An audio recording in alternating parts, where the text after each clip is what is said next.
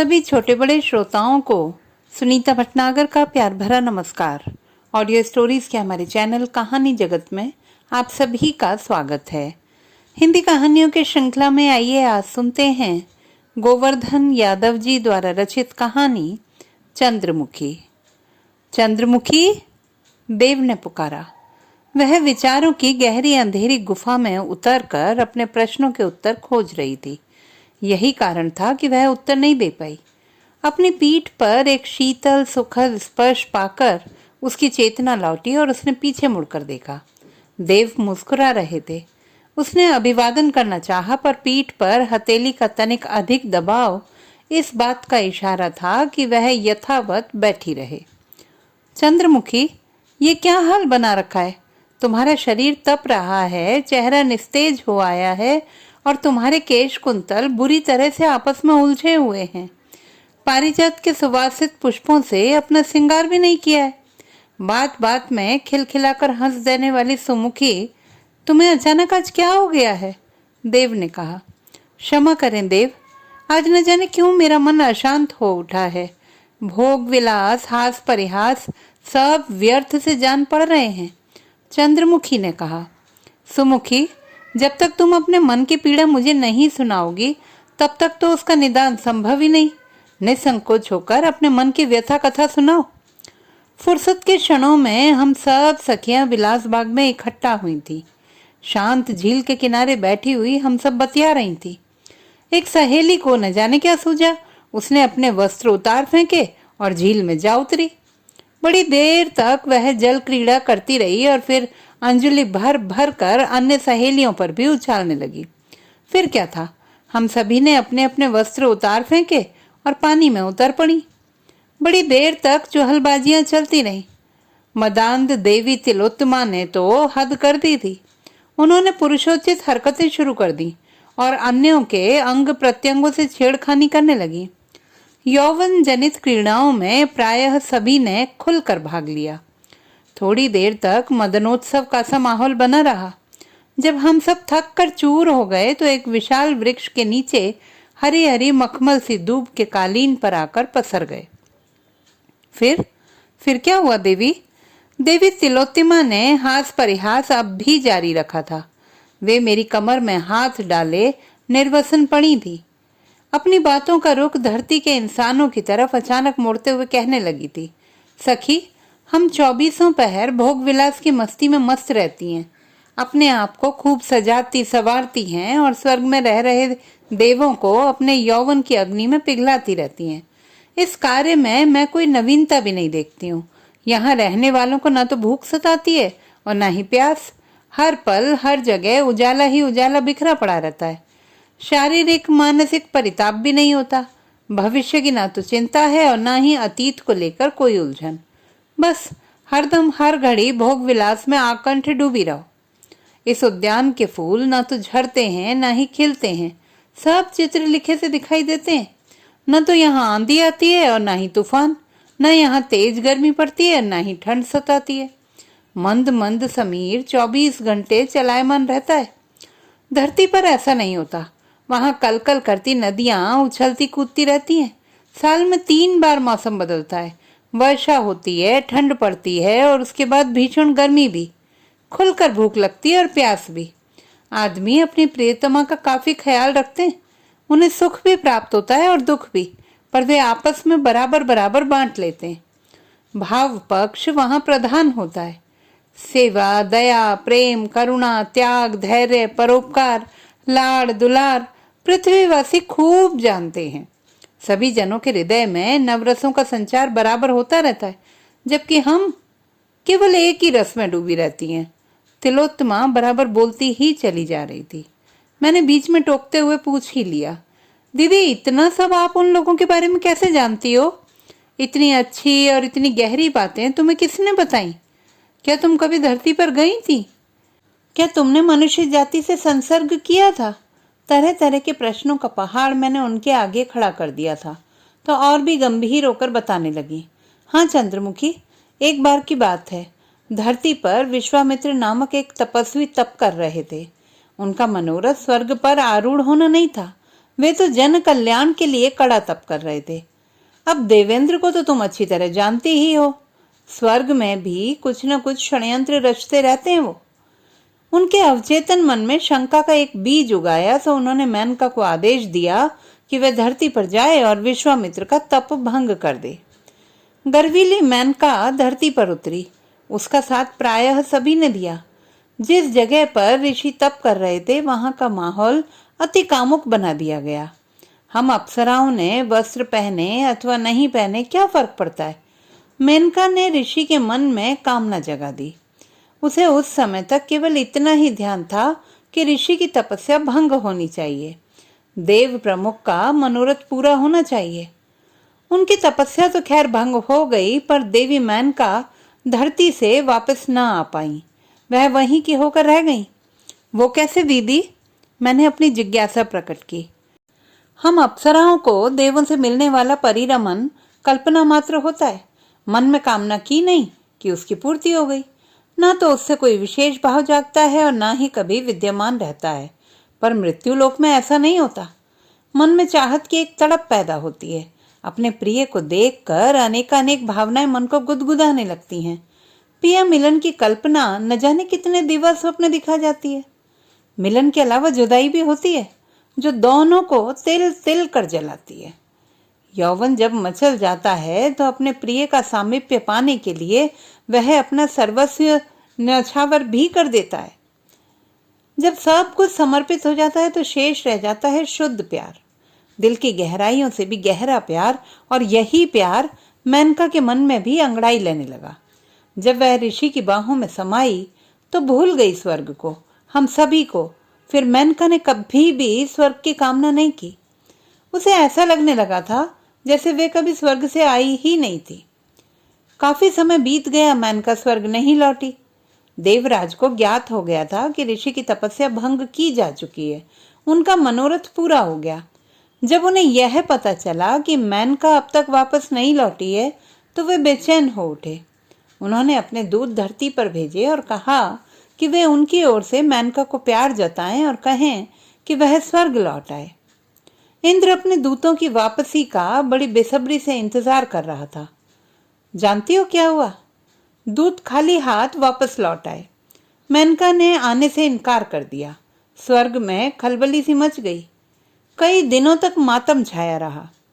देव, सखी तिलोत्तमा की कहानी सुनकर ही मेरा ये हाल हुआ है। यदि आप बुरा न माने तो मेरी आपसे करबद्ध प्रार्थना है कि हम भी धरती पर चलें। उस स्थान को मैं देखना चाहती हूँ जहाँ देवी मेनका ने अपना घर बसाया था, तथा जिन अलौकिक सुखों का बयान तिलोत्तमा ने किया है, मैं उनका उपभोग करना चाहती हूँ। यहाँ की ठहरी हुई जिंदगी में कुछ हलचल जगाना चाहती हूँ। मुझे पूरा विश्वास है कि आप मेरी याचना पर विशेष ध्यान देंगे। प्रिय, जानती हो तुम क्या कह रही हो और मुझसे क्या अपेक्षाएं रख रही हो। तुम भली भांति जानती हो कि मैं तुम्हें प्राणपण से चाहता हूँ। तुम्हारा तनिक सा भी वियोग मुझे कितना कष्टकारक लगता है। यदि तुम धरती पर गई तो फिर वापस न आने पाओगी, तब मेरा यहाँ क्या हाल होगा, तनिक कल्पना तो करो। देव, आप विश्वास रखें, मैं भी आपके बगैर पल भर जीवित नहीं रह सकती। हम साथ ही धरती पर जाएंगे, धरती के कथित सुखों का उपभोग करेंगे और फिर वापस आ जाएंगे। हमारी ये यात्रा गोपनीय ही रहेगी। किसी को कानों कान पता नहीं चलेगा कि हम धरती पर गए थे। देवी, तुम जानती हो उन सुखों का उपभोग तुम यूं ही नहीं उठा पाओगी। तुम्हें उनके जैसा ही बनना पड़ेगा। यह योनि तुम्हें छोड़नी पड़ेगी, तब जाकर तुम वहां के कथित सुखों का उपभोग कर पाओगी। तुम्हें अपना सर्वस्व खोना पड़ेगा चंद्रमुखी। देव, मेरे प्यार का विश्वास रखें। आप चाहें तो क्यों नहीं कर सकते। आप में असीम शक्ति है। होनी को अनहोनी और अनहोनी को होनी में बदल सकते हैं आप। यह सामर्थ्य आप में ही है। आप खुद नहीं तो मुझे ही मनुष्य योनि दे दें। मैं उस योनि में रहकर कुछ समय व्यतीत करूंगी और जब मन भर जाएगा तो लौट पड़ूंगी, या फिर आप जब चाहें अपना वरदान वापस ले लें। मैं पुनः अप्सरा के रूप में प्रकट होंगी और आपके साथ ही वापस हो लूंगी। देवी, तुम्हारी इस याचना ने मुझे अंदर तक झंझोड़ दिया है।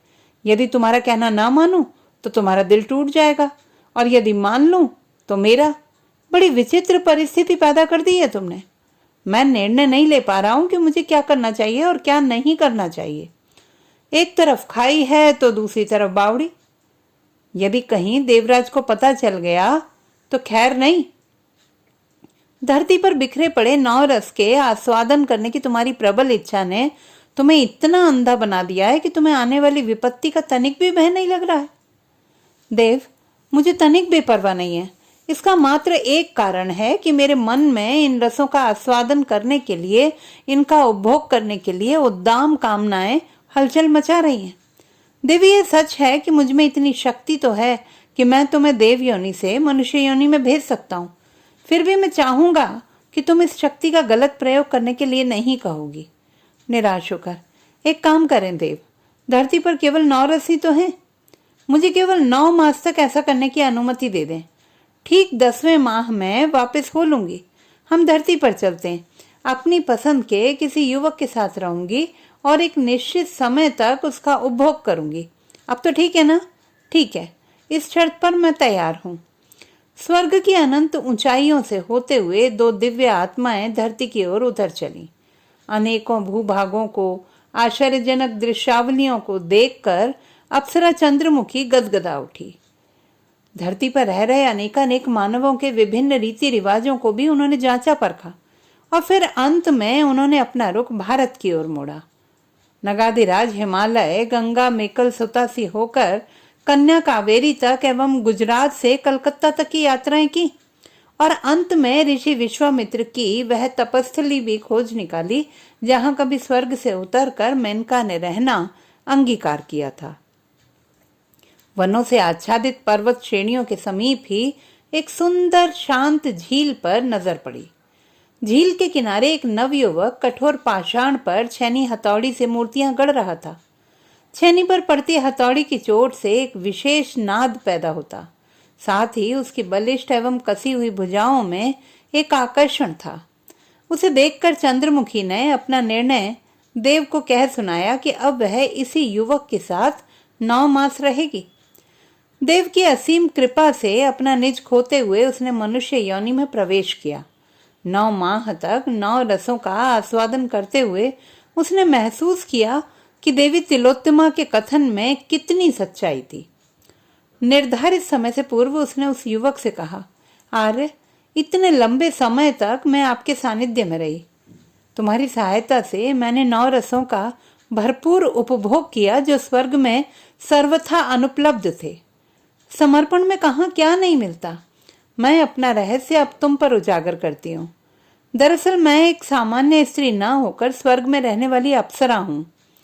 इस धरती के रहस्यों को, यहाँ के निवासियों के त्याग, सेवा, दया, प्रेम, करुणा, परोपकार एवं दुलार से ओतप्रोत भावनाओं को नजदीक से देखने के लिए, उन्हें समझने के लिए अपनी जिद के कारण अपना मूल रूप छोड़कर एक सामान्य स्त्री के रूप में आकर और तुम्हारा सामीप्य पाकर उन सभी सुख दुखों को भोगा है। अब मैं कुछ समय पश्चात अप्सरा के रूप में परिवर्तित हो जाऊंगी। अपने धाम को वापस जाने से पूर्व मेरा एकमात्र निवेदन है कि हमने जो कुछ भी यहाँ भोगा है उन सभी को अपनी छैनी हथौड़ी के माध्यम से इन शिलाखंडों पर उकेरो। मेरे स्वर्ग चले जाने एवं तुम्हारे स्वयं के स्वरूप को खोने के बाद एक महाशून्य उपस्थित हो जाएगा। कोई भी नहीं जान पाएगा कि कभी चंद्रमुखी तुम्हारे प्यार में पागल हुई थी। तुम्हारे समर्पण पाने को मैं कभी स्वर्ग से धरती पर आई थी। अपनी छैनी हथौड़ी से तुम जो गढ़ोगे वह हमारे प्यार के अमिट हस्ताक्षर होंगे। युगों युगों तक लोग यहाँ खिंचे चले आएंगे और हमारे प्यार के मंदिर को देखकर अपने को कृतार्थ समझेंगे। चंद्रमुखी के लौट जाने के बाद उस युवक के मन में तनिक भी विषाद नहीं हुआ और ना ही उसने अपना विवेक खोया। अपनी कुटिया में जाकर वह अपनी छैनी हथौड़ी उठा लाया और पत्थरों पर प्यार की इबारत लिखने लगा। उसने एक विशाल चबूतरे का निर्माण किया। उसने चबूतरे के पत्थर पर हाथियों की श्रृंखला, कहीं कमल दल तो कहीं वाद्य यंत्र बजाते वृंदजन को उकेरा। चबूतरे पर वह प्यार के मंदिर का स्वरूप रचने लगा। वाद्य यंत्र बजाती चंद्रमुखी तो कहीं श्रृंगार करती, तो कहीं अपने प्रिय के साथ आलिंगनबद्ध, तो कहीं नुपुर झंकारती, कभी आईना देखती, कभी अपने पांवों में माहुर रचाती, तो कहीं अपने प्रिय के साथ विभिन्न मुद्राओं में मैथुन नृत्य। कलाकार ने अपनी कला का भरपूर उपयोग किया। मंदिर के कंगूरों तक में विभिन्न विभिन्न मुद्राओं में उसने अपने प्रेयसी को ला उतारा। जब मंदिर का निर्माण पूरा हो गया तो उसने छैनी हथौड़ी एक तरफ रख दिया, अपनी कुटिया में गया और बांसुरी उठा लाया। शांत झील के समीप ही एक विशाल खंड पर बैठ गया और तन्मय होकर बांसुरी से खेलने लगा। बांसुरी की मधुर तान सुनकर चंद्रमुखी ऊंचाइयों से उतरकर नृत्य करने लगती। विभिन्न मुद्राओं में नृत्य करती चंद्रमुखी थककर चूर हो जाती तो वह उसके पास उसी शिलाखंड पर आकर बैठ जाती। अपने प्रिय को अपनी बाहों में समेट लेती। वह आंखें बंद किए अपनी साधना में तल्लीन रहता। अपनी प्रेयसी का सामीप्य पाकर जब वह आंख खोलता तो चंद्रमुखी शर्माती, लजाती और जब वह उसे बाहों में भरने को आतुर होता तो वह छिटक कर फिर मंदिर के कलशों पर जाकर बैठ जाती। तो दोस्तों, ये थी हमारी आज की कहानी। आपको कैसी लगी कमेंट बॉक्स में लिखना ना भूलें। चैनल को सब्सक्राइब करें, लाइक करें और मित्रों के साथ शेयर करें।